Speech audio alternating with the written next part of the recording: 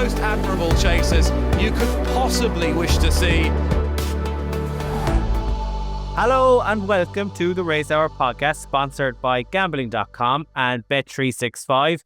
Our Lord and Master Dermot Nolan, you will have noticed if you're watching on YouTube, isn't with us on a junket in Malta. And junket it is, Tony. He was on the beer yesterday by all accounts based on the WhatsApps. Don't tell the wife. But we are joined by regular friend of the show, Paddy Aspell. Paddy, how are you keeping? How's life been? Everything good with you?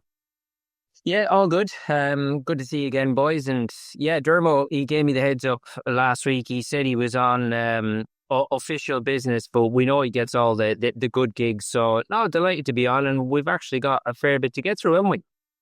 Yeah, good race, very good race at the weekend, really, and good to have Navin on today as well, Tony, wasn't it? We kind of rescued what could have been a bad situation. How was your luck, Tony? Traditionally, we always ask you how was your luck at the start of the podcast. Yeah, good weekend, Stephen. Look, one small on Sun. Didn't do anything Saturday really, but not enough. One small yesterday and give a small bit back to you, but in front anyway. But a great weekend kind of on other fronts. Ireland still in the running for the World Cup. Like, Jesus Christ, who could have written it last evening? And I better give a mention to a very important woman there, Emily Griffey, riding her first winner in the Dundalk on Friday night there, past pupil of my own school there. Absolutely great crafter.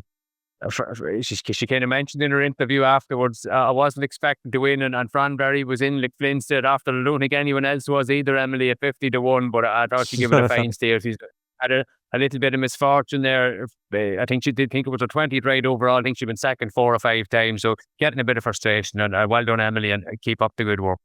Well done, Emily, indeed. Up Monaghan. Yeah, that's right. So it's Tony, we'll stay with you, and we might go through a bit of the Irish stuff, and then we'll jump to Paddy for a bit of the English stuff and cover the race and review.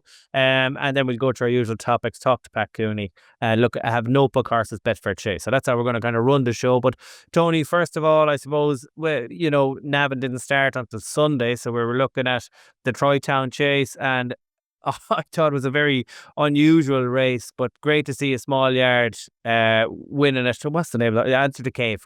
Yeah, it escaped me there for a second.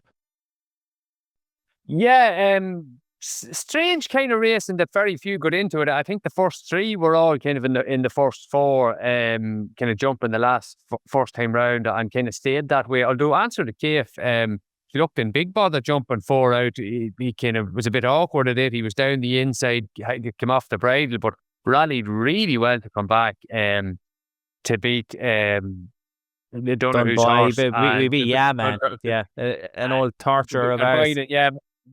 Yeah, 2 horses that you know maybe wouldn't be the strongest finishers, but Answer the Cave, for all that he holds his head high, is as genuine as the day is long, and loves that kind of soft ground.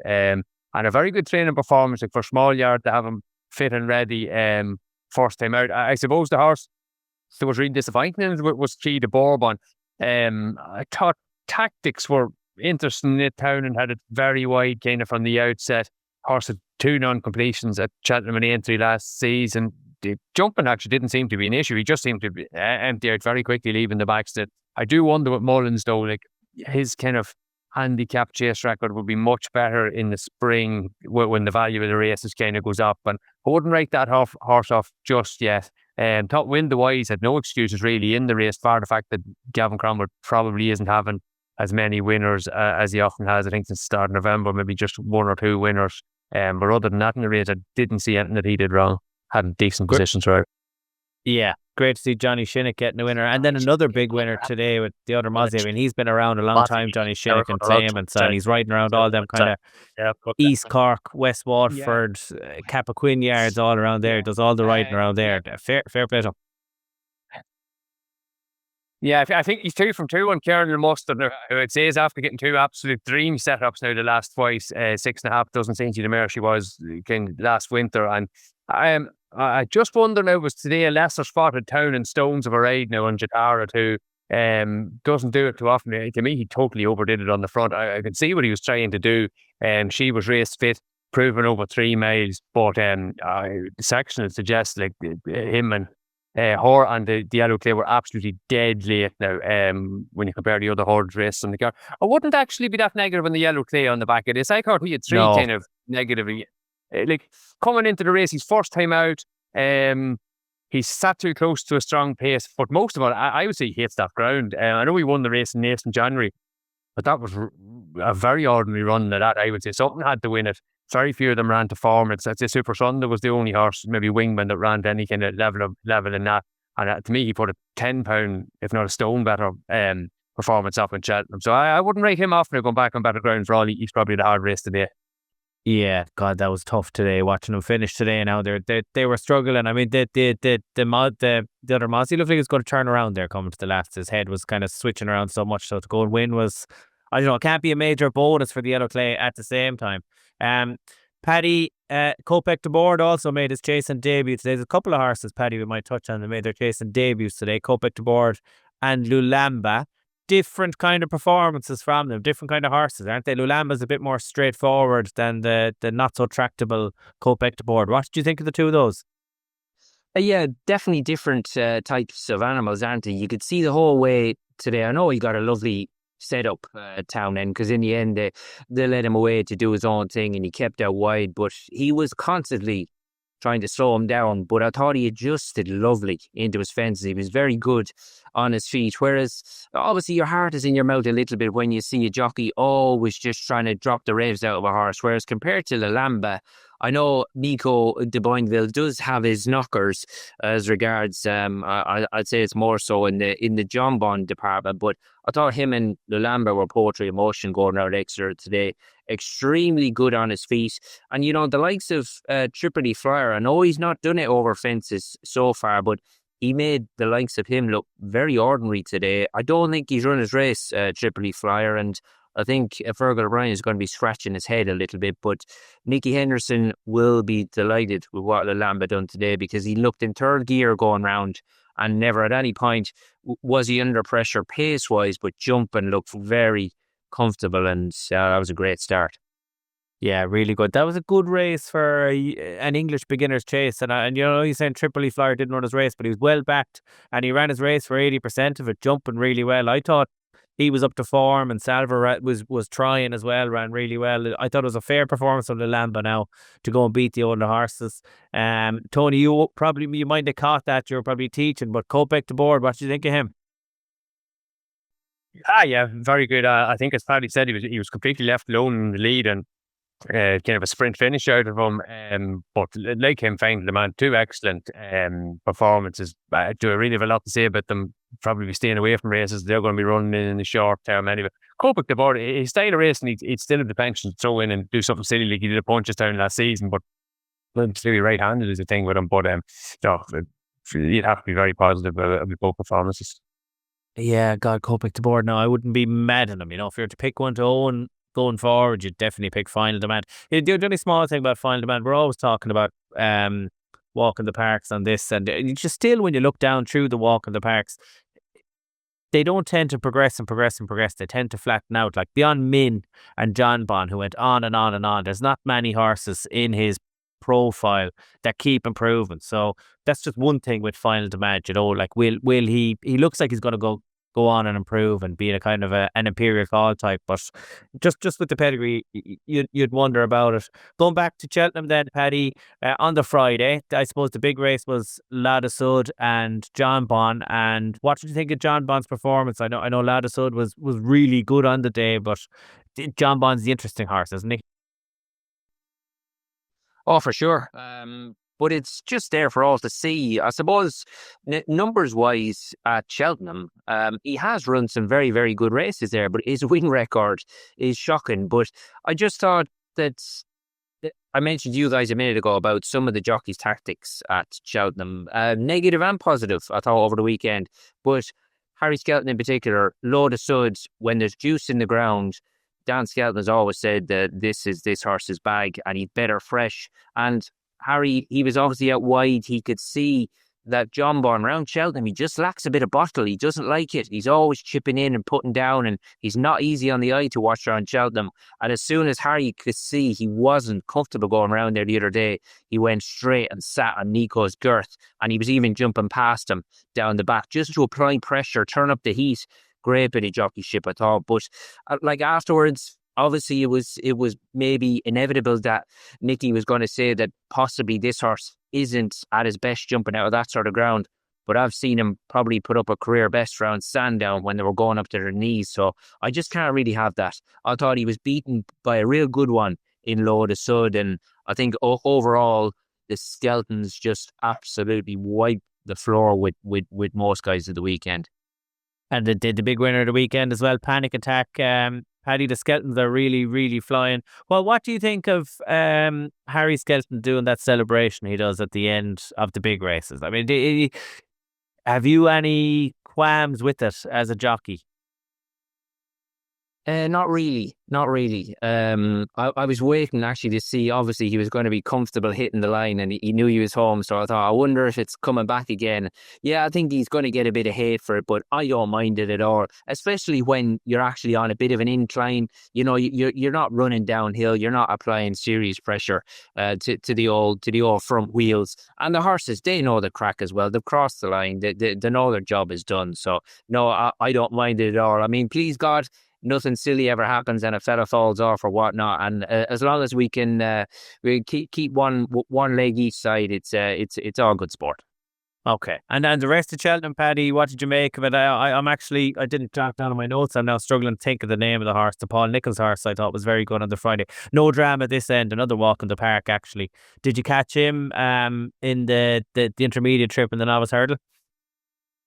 Absolutely. And, you know, another horse who ran extremely well in the Cheltenham bumper, having looked very good on debut for the yard. And it was just the way he went through the race the other day, Cass. You know, he still looks very raw. And, you know, from the back of the last, I was waiting to see if Compton was going to open him up and give him a dig, but he didn't need to, because 5 strides away from the back of the last, the job was done. And as a horse race, it was over. And interesting just listening to Nicholls afterwards. You know, obviously there's emotional attachment there because he's you know, the barber element as well. But, you know, he really gave this horse a good dig out, and I thought he was going to be a proper one. And obviously Denman was mentioned, but I think for a horse who's still very rough around the edges, he absolutely battered them the other day. And I mean, Nicholls only had 3 runners over the whole 3 days of Cheltenham, and this was obviously his go-to horse, and luckily for him, he made it count. Yeah, he needs him, doesn't he? He doesn't have, you know, a Caldwell Potter missing the season now. Braveman's game is gone. Hermes Allen isn't around anymore either. Like, he just doesn't have any top horses, Paddy, does he? Like, it's got to be. He's 63 years old now, Nicholls. Like, are we seeing the beginning of a decline, or is it just that, you know, maybe he's not getting the horses?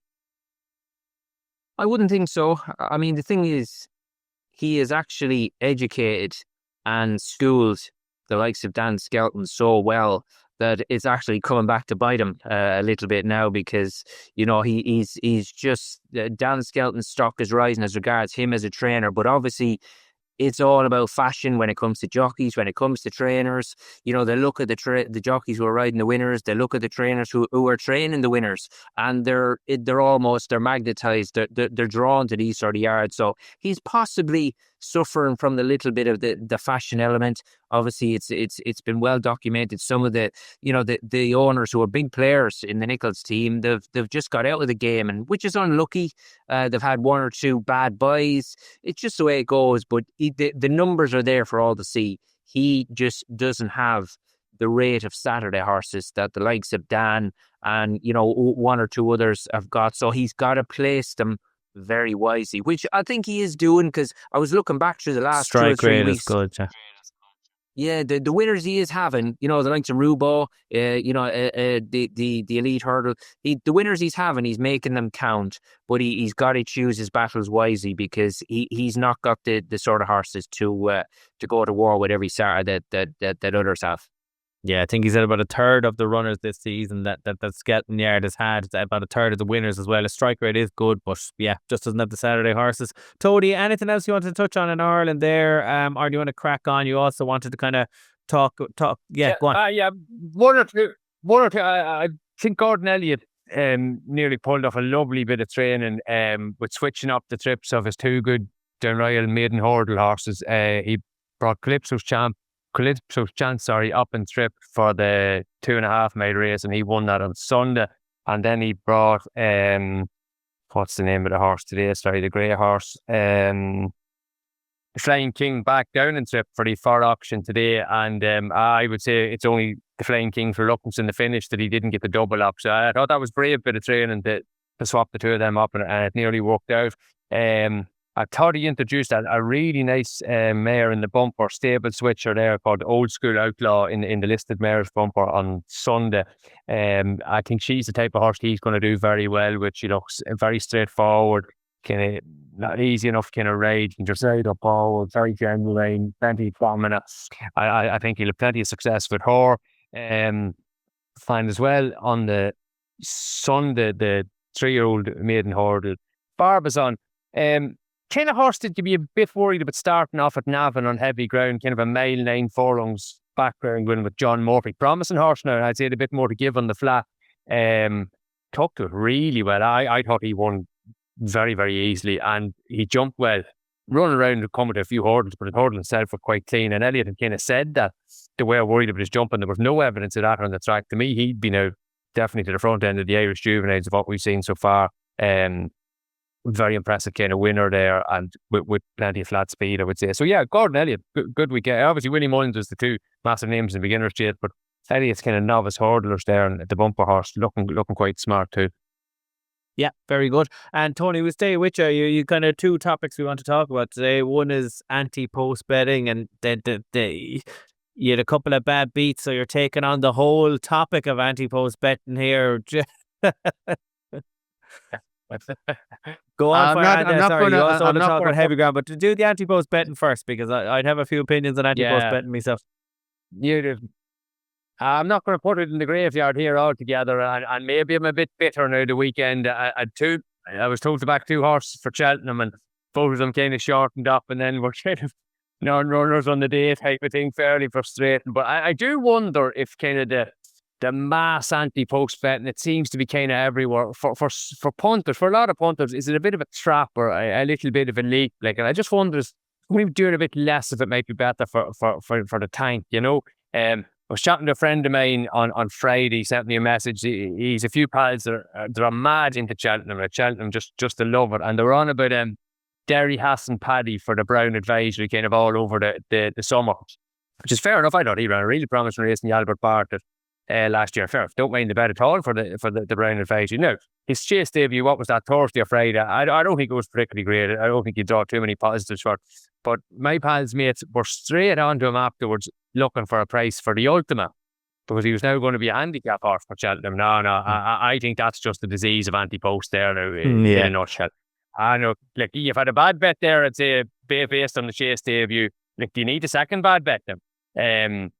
To me, that's the fan. That's the kind of attachment to the horse there, overwhelming the kind of the sensible punter. But no, I'm not saying Derry Hassan Paddy won't turn around and win a Brown Advisory or win the Ultima. I'm just saying that type of bet is a leak or is a trap. Now, this is all in my opinion, of course. I do want to kind of stress it. I appreciate that betting anti-post is great crack. Like, you have a bet, you're sitting there with the docket or the virtual docket, whatever you want to call it, there for months. You know, you're nursing it like a little child or something like that. Different to the day of the race bet. Like, you might only have a day of race bet 5 minutes before the off, or even 3 or 4 hours before the off. Like, it's great crack. But is it the same way that bet builders are great crack, or same game parlays are great crack? Presented as fun, but I just don't know, is it the best way to get a spin out of your time? And again, this is all just in my opinion, but I just do wonder about the kind of ubiquity of it all. Would you be better just playing day of the race markets and actually getting a guaranteed run? And as we talked about, a lot of price volatility in day of the race markets there in the last few weeks. Like, it's not that you can't get an edge. Like, you can back horses that are going to shorten markedly there too. You don't need to take the risk that I'm not turning up in the day. Yeah, but so to say the 2 bets you got stuck on now, they were 5-day decks kind of bets, weren't they? They weren't, long-term anti-post bets. I presume it was Paddy Power and Yeah.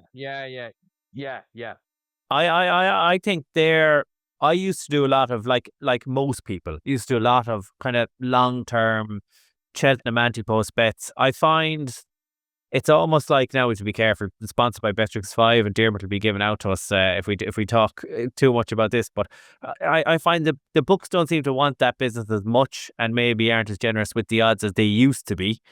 But I do find you can still find value in those markets by maybe doing things like related doubles on where horses can go certain targets. That's a nice way of going about it. You would have had back, say Slade Steel back that time with Ballyburn. You could have done the reverse double. Do you know what I mean? So there's definitely long-term good interest bets you can have. And the other thing I think there's great value in those 5-day markets. So I bet the horse of Venetia Williams there in the Paddy Power Gold Cup at 25-1, went off 7-1 there on Saturday, backed on the Tuesday. Can't even think of the name of the horse now. 128 or the horse shouldn't have been in the Paddy Power.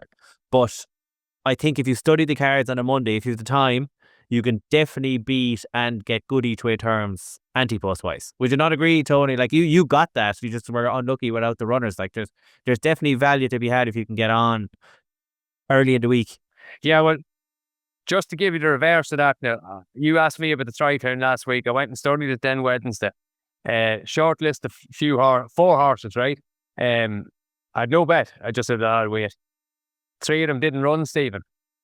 Who would have looked kind of obvious horses for obvious trainers that had no reason not to be going in it. Now, the 4th one was Answer the K. At a small bet and Answer the K, right? Bravo, trumpet. Like, but he would have been kind of down the list a little bit. But I was tempted to go and see what I backed them, or just said no. I said, I tell you, I was square and glad when the declaration come through Friday morning that I hadn't played. Delighted with myself. Well, I tell you, the kind of race I'd like now. Now I know, Hunter Legend was the name of the horse I was trying to think of. The kind of race I'd like now could be a novice chase or a novice hurdle where you think you remember back to stable tours or something and you think, geez, I don't think that horse will actually go for this race, and it could be in his favourite or second favourite and so on.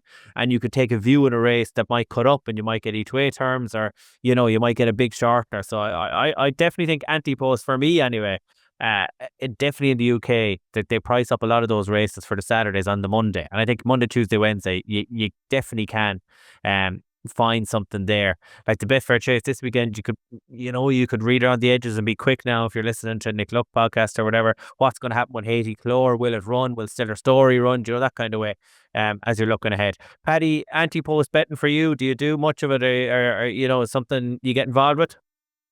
No, not really. But I think you summed it up perfectly, Cass. As regards, gone are the days where you can really get stuck into something further down the line. I mean, they're a little bit of a novelty bet, aren't they? I mean, there's serious guesswork involved and a lot has got to fall into place. But it does just appear that you're not really being enticed that way now, because the value that you had once upon a time, it's just not there now. So it's not something I think that they're pushing for, is it?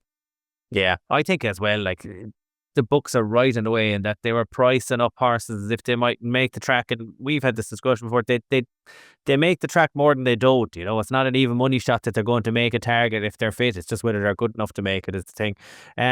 Tony, did you make the point on heavy ground? You kind of had something down on the list that we want to talk about. Yeah, interesting interview there with Gordon Elliott in the Irish field. I think fortnight ago we was talking to Mark Boyle and he was saying it's changed his buying policy a little bit, trying to buy maybe a smaller type of horse because felt that the boats weren't getting the opportunity now. Just the weather wasn't playing ball with them, global warming or climate change or whatever you want to call it, and saying he maybe was guilty of buying too big of a horse. I did a little bit of thinking about that, and I look back at and this is Ireland only. Ireland in general producing more soft ground than Britain, obviously. But in the 24-25 season, like of all the jumps racing, like only 7.5% of them were run with heavy in the going description. So like last winter was really, really dry by standards, and all the big meetings were run on nice ground too. Like this time last year, the Navan meeting, Punchestown this week coming up. Dinmore meeting a Fairyhouse, James Shafuku, or him and Harvard running them the whole time. Christmas was kind of quite nice ground. DRF a little bit of ease. Then Fairyhouse, the first day was abandoned. It still only turned up soft like for the Irish Grand National and the Willow Worm Gold Cup and all that type of stuff. So, but that would not be normal now, Stephen. The fact that would be quite unusual for 7.5% of races. Like back through the previous 4 seasons, like the numbers were 29%, 13%. 26%, 31%. You're really looking at a quarter of all races are probably going to be running heavy ground in Ireland in a jump season. And I think this year we've had the kind of regression, if you like already this year. Like look at Naas scoring there last weekend, 2 heavy ground meetings. meeting Abandon at Fairyhouse, Heavy Ground at Punchestown the week before, meeting Waterlog there at Navan on Saturday, had to be moved to Monday. Like, we've already had the world of Heavy Ground. I'm sure Punchestown probably isn't looking an awful lot better the weekend. So I think you could well get a totally different cohort of horses doing well as opposed to maybe last season. Like, the obvious one that springs to mind is who got dream run in terms of ground last season with Marine National. I think the worst ground he raced on in 5 starts all last season was Yielding. And that would be I would say Barry Connell did the absolutely 100% right thing pulling him out of there for 3. That was the last thing he wanted now, to be starting back there. Very good decision. I was actually amazed it took so long. I was actually surprised he declared him out. He's kind of committed to running them.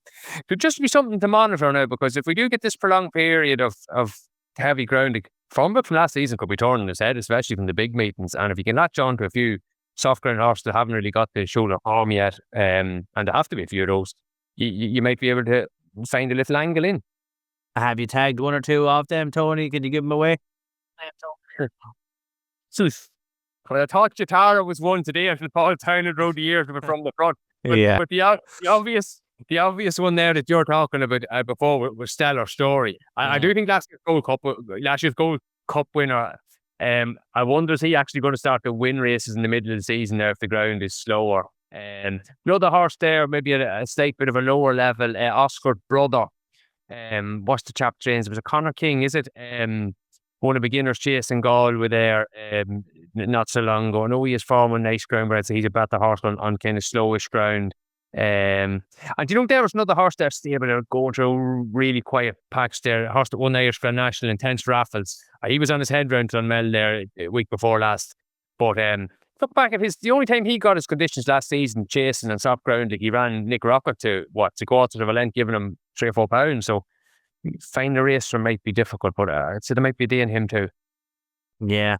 Look, I'm always going on about Stellar Story, and I was praying there might be a load of rain at Haydock this weekend. That's not coming either, so I'm just waiting for the day he gets really soft ground and a strong pace. I think that's when he could win one of those Irish Grade 1s. He could even maybe win a Gold Cup if he got soft ground and it was run like a synchronised kind of a year. Paddy, one thing I wanted to ask you about was the Paddy Power Gold Cup was undoubtedly a really poor renewal. I mean, you have a top-rated horse in the 140s when we would have had horses in the 160s and the high 150s many times before. This seems to be happening more and more with these top UK handicaps. Are the horses not there? Is it a race planning issue? Is it Irish domination? Or what's your thoughts on how it can be addressed? There's probably a few angles, really, Cass. But I would say your top argument this year is maybe the numbers just aren't there of horses of that bracket.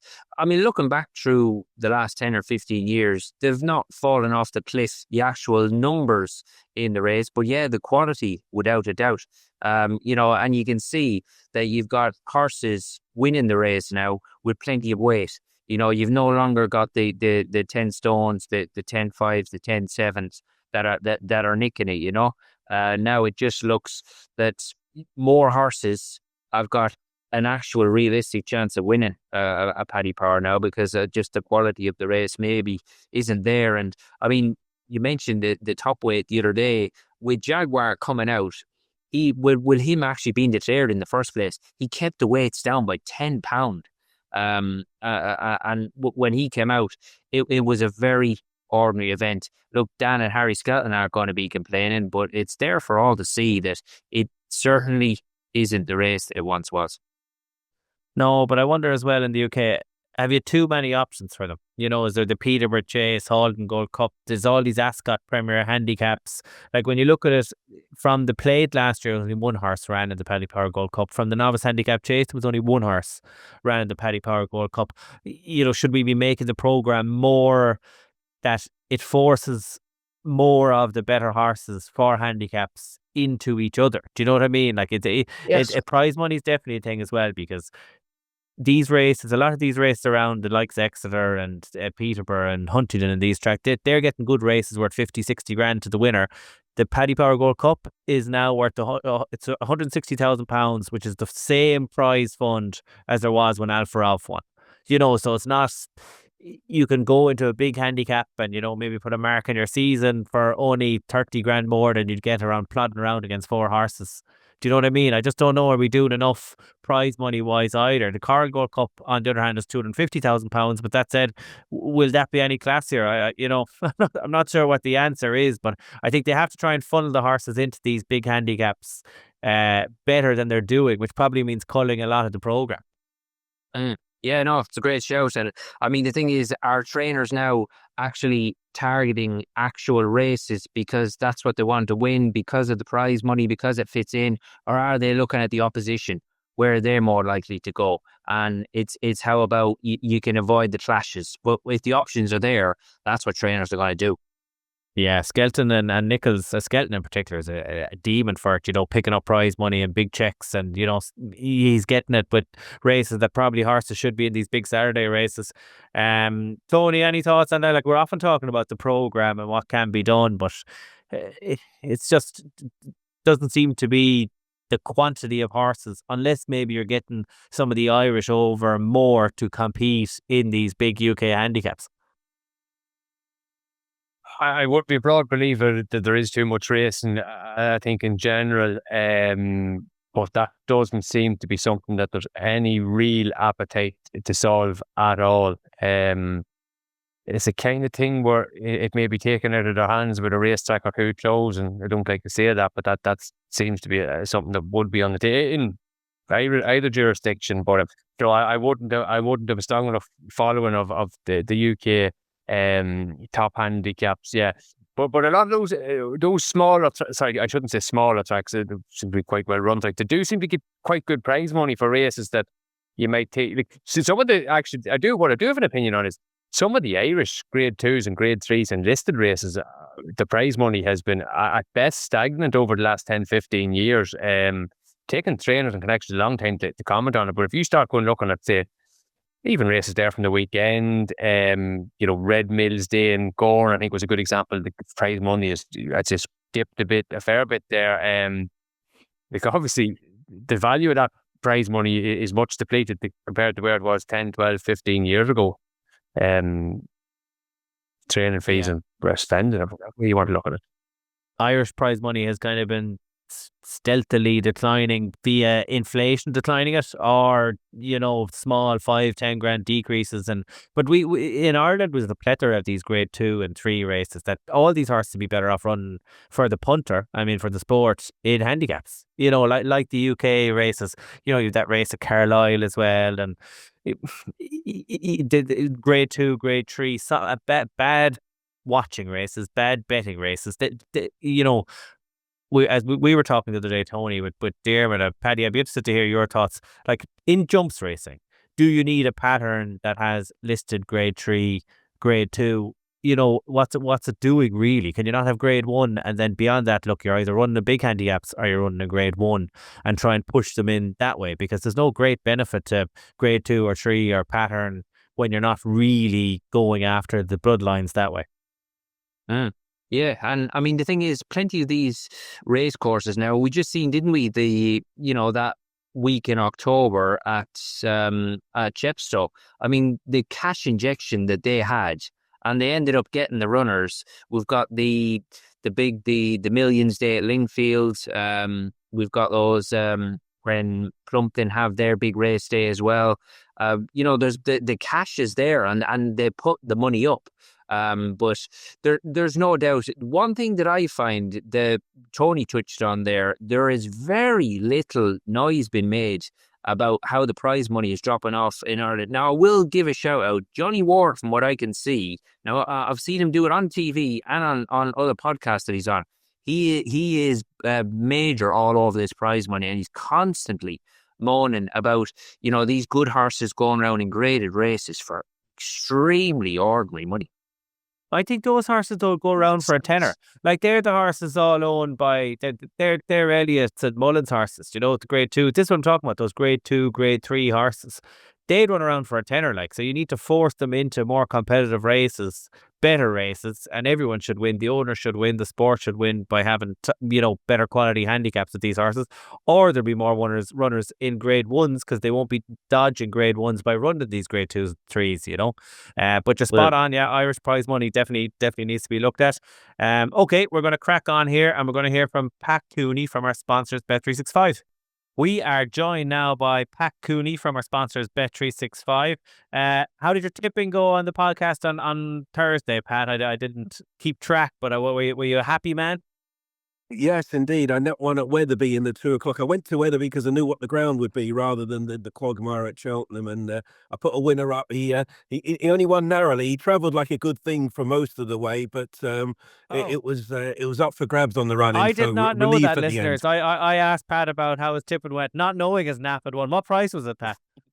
5-4, but everyone seemed to land on it. But, yeah. It looks like we've staged this now. Say, it's all about the W. It looks like you asked me to ask that. That's what this looks like now. So but well done, Pat. We great racing Friday. John Bond yet again didn't perform at Cheltenham. Good win for Luada Sud and the Skeletons. So what does that mean for the Tingle Creek and the Champion Chase markets going forward?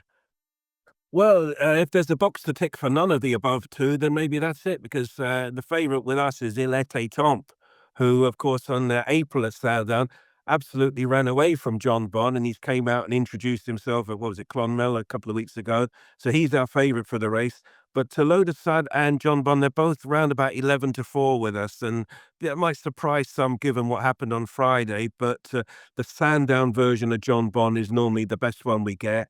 Allied to that, Nicky Henderson's horses have tended to come on for the run, where we all know the Dan Skelton horses are ready to roll first time out. But there was no denying Loda Sud, he had that race in the bag from a long way out, so he might have improved a lot for it. But I wouldn't expect a carbon copy display like that. I think maybe John Bond might reverse that form round his beloved Sandown, but that might not be enough to beat Willie Mullins' horse. Yeah, 3 Sandown horses as well. I tell you, it's going to be a hell of a Tingle Creek if all 3 of them show up.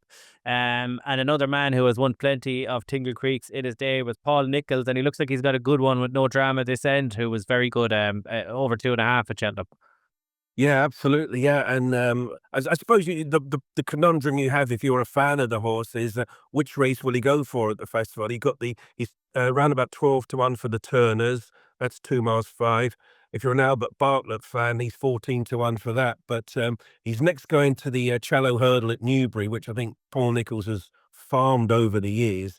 The irony of that, though, as good a race as the Challow Hurdle is, it's never normally been a Cheltenham pointer, really, for some bizarre reason. I don't know why that is. The timing is all fine, but he's going to rock up in the Challow at Newbury, and we'll get a better handle on him. But he certainly moved and travelled like a really, really talented horse. And I think Paul Nichols, he was quite high on the horse after the race, and indeed before it. But it was nice to come out and see him do it. And I don't think better ground will be a concern for them either. It's not like he's a mudlark. I think they think he might just be better at on slightly better ground. Yeah, and I think having won at Cheltenham as well, you're not going to be worrying about the Challow. He'll go to Challow with a big chance. He'll go to Cheltenham with a big chance. And on to the Saturday, and it's something we're seeing a lot of. It was another big weekend for the Skeletons. Yeah, absolutely. Yeah, the big handicap chase, they won that as well. And opens it up for the Trainers' Championship. I mean, Willie Mullins has beaten Dan Skelton narrowly for the last 2 years. And of course, Willie Mullins has had the Grand National winner and several placed at Aintree in that big race to get him over the line. But as things stand at the moment, Dan Skelton's won about 1.2 million in prize money this season. Willie Mullins has won 3 grand. So what started off as maybe an each or 2 at the start of the year, Dan Skelton was now about 3-1 on to win the title, with Willie Mullins about 9-4. So I think a lot of people still think Willie Mullins can do it because he always does extremely well at Cheltenham, and the prize money is so big. And then he goes to Aintree, of course, and he always takes our last day at Sandown seriously. But I think Dan Skelton, I think he's probably going to be saving a few more horses for that March, April. When Willie ended up last year, he was dotting around winning at Ludlow and places like that I'm sure he'd never been on the sat-nav before. But I think Dan, he's a massive lead. And ironically, after the big race, the big handicap on Saturday, I happened to bump into JP McManus. And the talking point there was, how would you bet on the race? And he thought about 2-1 on, Dan. And I thought, oh no, I think it'll be shorter than that. 1.2 million. Sounds a big old lead, doesn't it? Yeah, it does. But I suppose Willie hasn't had the winners pre-Christmas, and he's going to have a couple of runners in the Coral Gold Cup in 2 weeks' time, and he's going to have a couple of big runners in the King George. So if he wins one or both those prizes, it could be looking very different in January. So I kind of hope Willie does it away with a couple of those to make it interesting, because Skelton could run away with it before then. But yeah, you think Skelton might have it sewn up anyway, Pat? Yeah, I think so. I think he will be alive to winning the smaller races, the Monday to Friday races, rather than Willie going for all the big grade ones. But if you're a Willie Mullins fan, you're not going to be hitting the front till mid-March at the earliest. So it's a long time, and he might be further and further behind, of course. But as you say, we've got the Tingle Creek there. Willie has the favourite for that. It's very much a divides opinion. There's a great talking point at the races at the moment. So good to have that debate going on. Hopefully right until the last day, of course, when Bet365 sponsor at Sandown. Yeah, something to look forward to throughout the season. And looking ahead this weekend, we have a really good race at Haydock, the Betfair Chase. How's the market for that shaping up with an early look, Pat? Yeah, well, there's 7 in the race at the moment. The Grey Dawning of Dan Skelton's is the favourite at 5-4, with Haiti Couleur of Rebecca Curtis, who won over hurdles on his reappearance. That's second favourite. Royal Bagai's won it the last 2 years. He's 4-1. But again, you look at that, and then it's about 11-2 bar. But Royal Bagai, he likes it mudlark, doesn't he? Venetia Williams, she hasn't really got going effectively just yet. So Royal Bagai, I don't think the ground's going to be ideal for that one. Maybe Haiti Couleur, he'd probably want it softer. Grey Dawning is fit and ready to roll for the race. This has been his target for the race for a long time now. He was runner-up in it last year. I think he'd be a worthy favourite for it. And I say only the 7 runners on the face of it, a bit disappointing. But Grey Dawning, he goes there all guns blazing anyway for the yard. One of my favourites, Pat, Stellar Story. I've backed him for the Gold Cup. He's in the market. I suspect he'll go for it, because whereas would he go? He's not a John Durkin type of horse. He'd like a bit of cut as well. They're giving 10 mil tomorrow, but nothing thereafter. I wonder, will Haiti Couleur maybe hold off for Newbury? Well, I'm praying he does, because I've backed him for that. But Stellar Story, what price is he for Haydock? Yeah, he's 10-1. So again, I'm not sure what the weather forecast. I know it's supposed to be cold and dry and frosty in the morning. So I'm not so sure, if you want it to be, if it'll be extremely testing. And Haydock does dry ever so quickly as well. So Yeah, I think maybe it'll the be going it'll be conditions will good to favour the soft. favourite. Yeah. Yeah. It looks that way. It looks that way, and he's probably going to get an easy lead in front as well. So, something to look forward to the weekend. And Pat, we had the news, of course, that State Man was out of the Champion Hurdle. We talked about this last week, but the new line is now favoured for the Fighting Fifth. At 5-4 and Constitution Hill 15-8. Where would your money be now for the Fighting Fifth? It looks like Amsterdam will go to the Margiana instead. Yeah, I'm not really sure with the new line. Is he really a 2-miler? I'm not really so sure about that. I thought he took all day winning at Cheltenham at the festival last year over the Yes. longer trip. At the back of my mind, but the vibes are very good for Constitution Hill. I was chatting to Nicky Henderson on Saturday, and he's really pleased. He's had his racecourse gallop, that he said that went smoothly. He said you'd have to be told he had his issues last year, because he looks $1 million. And, they've always been very high on the horse, but normally Nicky gets a little bit defensive the nearer you get to the off time, but he seemed quite happy with him. And, when I said to him, the new line will probably be going there, he said, oh, well, good, at least we know where we stand. So the feeling I get is Constitution Hill, they're all very high on him. And 2 miles around Newcastle, I think that would suit him more than the new line. But it's interesting. Let's hope they both get there in good order. And the form line with the new line, of course, was Final Demand, who was the talking horse of yesterday, Sunday at Navan, was definitely the most impressive winner on that card. He's now a short price for the Brown Advisory, looking ahead to the Cheltenham Festival. Yeah, absolutely. And you look at the betting for the Brown Advisory, it's a bit of an optical illusion, really. Final Demand is 6-4, and when would you believe it's 20-1 and upwards bar? But he just looked super duper, didn't he? Yesterday, there was so much to love about the horse, and the horse that was second actually beat by a similar margin over hurdles last year.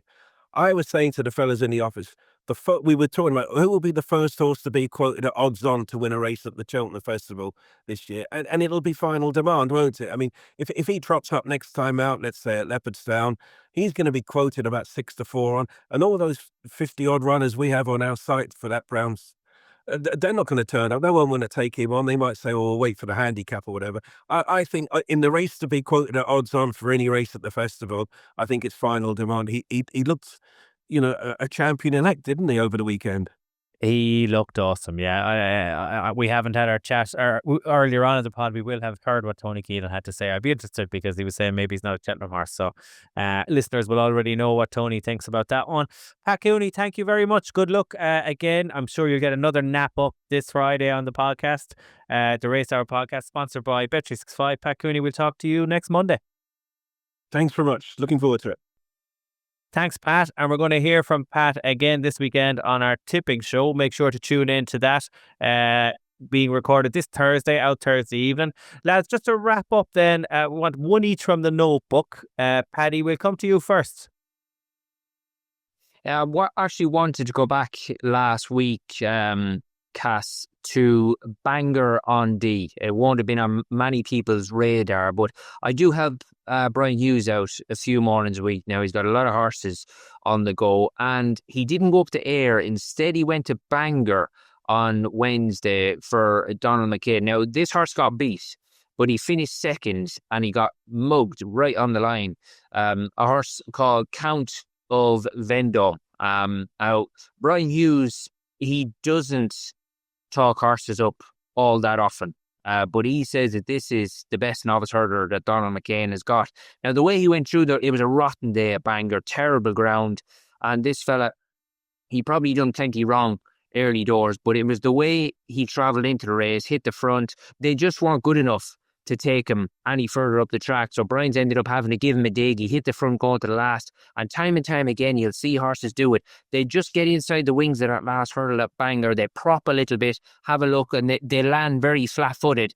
And Sam Twisted Davis on Shabalco Derm just came and literally mugged them on the line. Even if Brian had 5 more strides just to get the revs back up on his fella. But they were a mile clear of the third. And he just done an awful lot wrong. He ended up possibly getting himself beat, Count of Vendôme. But for Brian Hughes to come out and say that this fella is possibly the best one that Donald has had for a good old while in the Tim Leslie colours, I would just be putting that fella in the notebook. And he possibly didn't go into many notebooks simply because of the fact that he got beat on the day. But yeah, Count of Vendôme, he will be putting that right pretty soon, I'd say. Very good. Are they the very old, what was the really good horse he had around the champion hurdle? Peddler's Cross, Tim Leslie. Is that his colours or are the different ones, Paddy? Same fella. Yeah, that's the one. And yeah, obviously Graham Lee won the Galway hurdle for the same man as well. So yeah, he's had some good horses, but certainly looks like he's got another one here. Oh yeah, I know the answer. Tony, what was the Graham Lee horse that won in those colours for Donald McCain, Galway hurdle? Grey horse in the blinkers, front runner. Yes, very good. Well done, Tony. On the spot there. Excellent work. Tony, your notebook horse. Yeah, refer back to that juvenile maiden hurdle won by Barbers, and I thought the second Ben Hor was clear second best. Was never beaten the winner now, but was a lot better than the other horses involved in the finish, third, fourth, and fifth. Kind of a slowly run race to drop Ben Hor out a bit. I'd say he wants a little bit of settling. Struck a little bit of grip in behind. And then, lads, I stayed after the race to go for the data analysis and this, this jump index or whatever they call it. I am all for data now, but I'm calling bullshit on this jump index on Ben Hor now. They said he came out best on the jump index. Watch the race. He not fluent 3 out. We left him in the back foot in the kind of steadily run race. Then I think it's Dunamailer, isn't it? Yeah, Dunamailer kind of then started to squeeze into a gap to get a bit closer to the lead. He squeezed out of that. He's coming down the hill at Navan, kind of badly positioned down the inner. He's not fluent at the second last either. He's just kept on really well from there. I thought that was full of promise. And the other thing with Ben Hor is he's missed basically all of the flat season. He had 1 run up the Curragh there. I think it might have been the last meeting in November. So he might improve again for this kind of fitness wise. I'd say there's definitely a juvenile maiden hurdle in him anyway. And he probably has prospects going back on the flat. Running the Noel Mead's own colours, I wouldn't be surprised if he got him sold for the next day, because there's good promise with him, definitely. And having put the 2 starts together, having maybe had a bit of an injury background, yeah, promising. Okay. We've an in with the Noel Mead there, Tony. We might put an old syndicate together and buy him ourselves, would we? Good friend of mine owns Helvic Dream and a few others with Noel. But after putting a few bob on top of it there, talking him up there, we may cut that bit out. So Steve, Yeah. We'll make the bid before the podcast goes out, though. Yeah, very flattered to be finished second. I thought he was about the 7th best horse in the race there. No, well, I will send inquiries via Tom Hendren now to see is that horse for sale. Can we get a good deal on that? Paddy, this weekend coming, we have the Margiana and those kind of races, but the Betfair Chase is shaping up into a nice race. Grey Dawning will be favourite. Haiti Clore, will he go there? Stellar Story, these kind of horses, and of course Royal Pagaille will be going back to try and win his 3rd in a row. Have you a view on it yet, or it's kind of when you nearly have to wait and see the ground a bit, Paddy, isn't it? Yeah, I think so. I mean, obviously we had an awful lot around. I know you guys you seem to get an awful lot more rain than what we get, Cass, but last week, honestly, we were washed out of it, whereas the last 2 days, today in particular, we've gone very cold again, so the ground is going to be on the turn. You would almost like to get a bit of rain before the weekend, because you could have some horrible sticky ground otherwise. But yeah, it looks a good renewal. Obviously, there's been plenty of chat, hasn't there, about Haiti Clore, as you mentioned, Stellar Story, and even Stuart Edmonds' mare right down the bottom, the only mare who's going to be in the lineup, Marsh Wren, very, very capable mare on her day. But yeah, plenty of course form to go. And obviously Hitman, he got his day in the sun last time, but he's not getting any younger, and you have got the likes of the young gun in there in handstands for Ben Pauling. So yeah, we're obviously going to have a pretty short fields, but I mean, if most of them stand their ground, I don't think you could have too many complaints. Yeah, it looks like a good race. A point on the ground you're making there in the rain. It's difficult as a punter sometimes. Like, I'm obviously interested in maybe backing Stellar Story if I found out the ground was soft, right? And in that race. But I was trying to find the BHA updates. No updates from Haydock today, even though there was 5-day decks. Now, they might have come out later this evening, but certainly by lunchtime there was no updates. No update of the feed through to the Race and Post app, and nothing on their Twitter account about the ground. And there was plenty of rain, but did it hit the Merseyside area for Haydock, or you know what I mean? You can't. It's very difficult as a punter. Sometimes they don't make it easier for you. You're not being given the information on what the rainfall has been, what the ground is. You're 5 days out from basically their biggest day of the year when you have 5-day entries. I just find that kind of stuff very frustrating and could be better from a whole racing admin perspective. Tony, any view on the racing this weekend? Yeah. I will just say something about that, Stephen. I think Ireland have really upped their game in that regard in the last 6 months to 9 months. HRA were kind of doing the weather forecasting and kind of hosting the going updates on their race admin site for a long time. But the HRB are after taking it on there in the last while. And I have to say it's excellent. They've kind of updates every day. From what I can see, or any of these meetings, you can tick in there the IHRB going reports. They'll give you the forecast. For any of the big meetings, the Turks are on social media giving 30 seconds, 45 seconds, a minute there, chatting about the ground, what way the course is going to be aligned, all that sort of stuff. It's very, very good. And then the other thing, again, there probably is an equivalent in the UK. I just don't know where it is. I wouldn't be using it that much. But the Irish Met Service, they have a specific forecast for every racetrack in Ireland as well, where you can put in Monaghan Town, whatever, Dungarvan, whatever you want, but you can also, every racetrack has one of those. Some people say they may be too specific, you just want kind of the general area, mid-mead for Navan or whatever it is. But in Ireland, to me, that's much improved from where it was 2, 3, and definitely 7 or 8 years ago. It was a complete guess up. So you're talking about the meetings weekend. As you probably know, I'm kind of focused on reviews now, Sunday, Monday, Tuesday type of thing. Haven't really looked ahead to the massive race. Now, obviously, the Morgiana's become kind of quite an interesting race now with Statement ruled out for the season, and what is Mullins going to do? Unfortunately, Barry Connell's horse isn't going to be there. He's made a small setback. But you know a horse who kind of interests me in that race, and not necessarily for that race, but I think he's after improving this season out of nowhere, is Glen Kiln. He absolutely hosed up in a Fairy House handicap hurdle at Easter last year. Just blew them away. He was about to win that race in Tipperary. Like, coming back from 2-6 or 2-5, 2-6 at Fairyhouse at East, and then he was back to Tipperary, sharp track, 2 miles round there, Jesus. And he was about to beat, what do you call him, Gaucher in the race on kind of Arc Day, and then he's won again since that. Now, obviously he's going to go and win a Morgie and a Hurdle, but he's definitely a horse that's found 10, 14 pounds out of absolutely nowhere. And I wouldn't be surprised if he won something decent. But I don't know, but he hasn't entered at the moment anyway.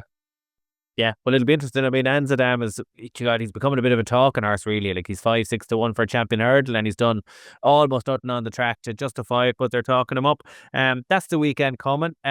Paddy, great to have you on. Great to see you. Thanks to Paddy Aspell. Thanks to Tony Keenan. Thanks to our sponsors, Gambling.com and Bet365. That's been the Racehour, and we will see you all next week. Relentless, remorseless.